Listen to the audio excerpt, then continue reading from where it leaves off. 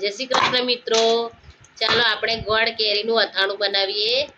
એની માટે મેં આ એક રાજાપુરી કેરી લઈ લીધી છે। એને આ રીતે આપણે કટ કરી લેવાની છે। કેરીને કાપીને આપણે તૈયાર કરી લીધી છે। હવે આપણે એમાં 1 ચમચી હળદર અને 1 ચમચી મીઠું નાખી અને મિક્સ કરી લઈશું। આપણે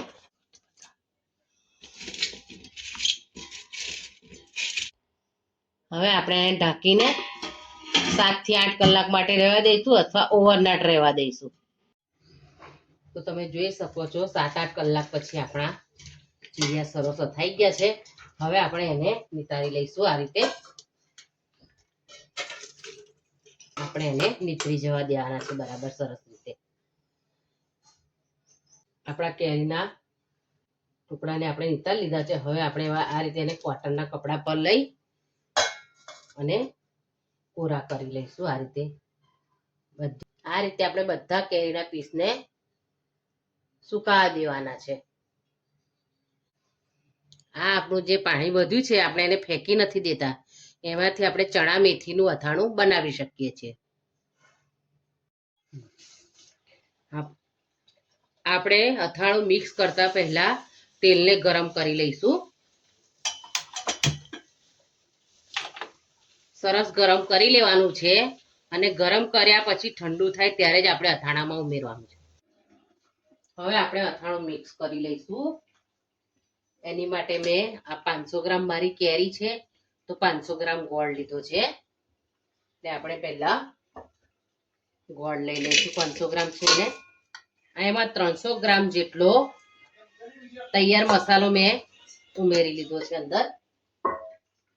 હવે આપણે બરાબર મિક્સ કરી લઈશું। પહેલા એને આ રીતે મસાલો અને ગોળને બરાબર મિક્સ કરી લેવાનું છે। આ કેરીના ટુકડા ઉમેરી દઈશું। ઘણા લોકો અંદર ખાંડ પણ મિક્સ કરતા હોય છે, થોડી અડધી, પણ હું એકલા ગોળમાં જ બનાવું છું। ગોળમાં સરસ ટેસ્ટ આવે છે। તમે ચાહો તો અડધો ગોળ ને ખાંડ પણ ઉમેરી શકો છો।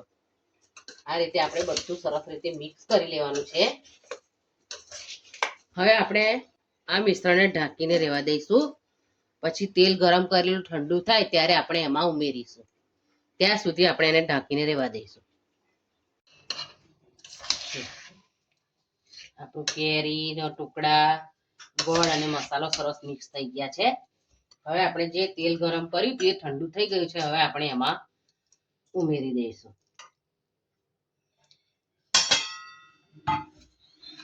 બરાબર મિક્સ કરી લઈશું। આ રીતે ટ્રેડિશનલ રીતે અથાણું બનાવવાથી તમારું અથાણું બહુ સરસ બનશે। મેં આમાં 500 ગ્રામ કેરી, 500 ગ્રામ ગોળ અને 350 ગ્રામ મસાલો ઉમેર્યો છે। તમે તમારે વધારે મસાલા ઉમેરવો હોય તો ઉમેરી શકો છો।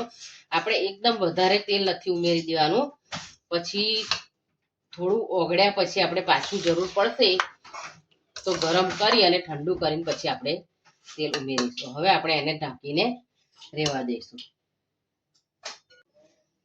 1 દિવસ પછી આપણે અથાણાને આ રીતે હલાવી લઈશું। જો કેવું સરસ, એક જ દિવસમાં સરસ થઈ ગયું છે। આ રીતે આપણે એને 3-4 દિવસ માટે રોજ હલાવવાનું છે। ચાલો આપણે જોઈ લઈએ 2 દિવસ પછી આપણું અથાણું કેવું થયું છે। જો આ 2 દિવસ પછી સરસ, જો ગોળ પણ ઓગળી જવા આવ્યો છે, પણ હજી આપણે એને 1-2 દિવસ આવી રીતે તપેલીમાં રાખીને જ હલાવીશું। તમે જો બરણીમાં ભરી દેશો તો તમને હલાવવામાં તકલીફ પડશે। એટલે આ રીતે આ તપેલીમાં રાખીને જ આપણે એને 3-4 દિવસ માટે હલાવવાનું છે। જો